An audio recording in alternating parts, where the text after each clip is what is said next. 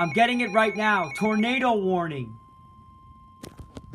No way.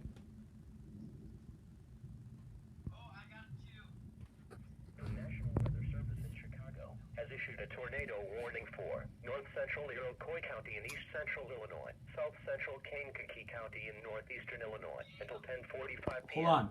At 10:21 p.m.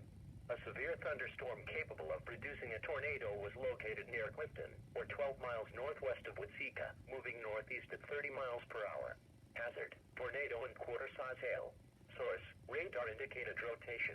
Impact: flying debris will be dangerous to those caught without shelter. Mobile homes will be damaged or destroyed. Damage to roofs, windows, and vehicles will occur. Tree damage is likely.